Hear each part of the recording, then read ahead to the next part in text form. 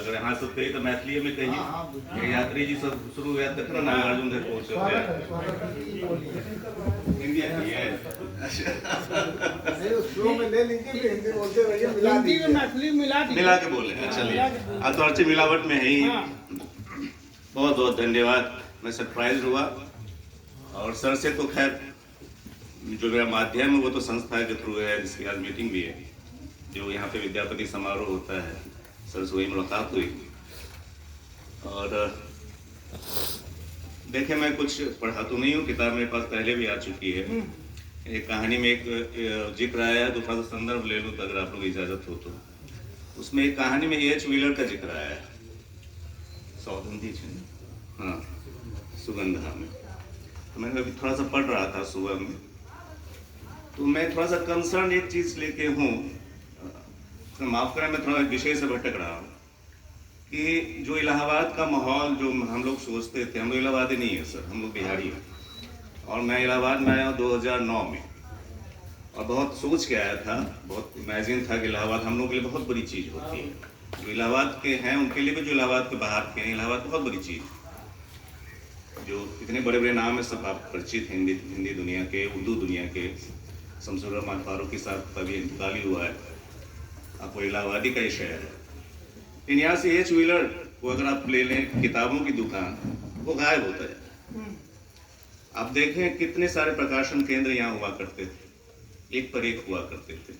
हम लोग का जो विद्यापति पदावली है सबसे पहले इलाहाबाद में ही छपा, इंडियन प्रेस से, गायब है।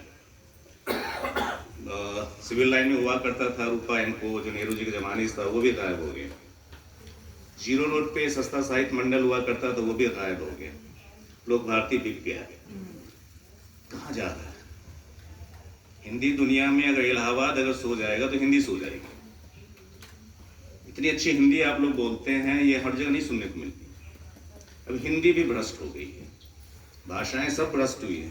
लेकिन थोड़ा सा इसको कॉन्ट्रास्ट लें दक्षिण से, तो बहुत बहुत फर्क पड़ता है। दक्षिण ने अपनी भाषाओं को, अपनी साहित्य को संस्थाओं के बगैर, किसी पुरस्कार के लाभ के बगैर, लोग के बगैर बचा के रखा है।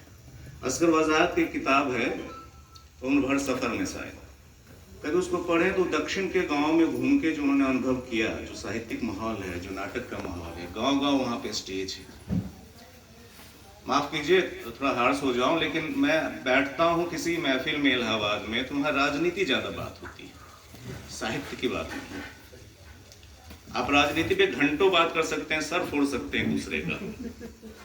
ये साहित्य पे आप बात करना चाहें तो ऊब होती है लोगों में। हमारा इलाहाबाद हाईकोर्ट तो खैर इस मामले में बहुत ही गरीब है। एजी ऑफिस तो थोड़ा यश मालवी वगैरह मिल जाएंगे, लेकिन हमारे इलाहाबाद हाईकोर्ट में कोई नहीं मिलता।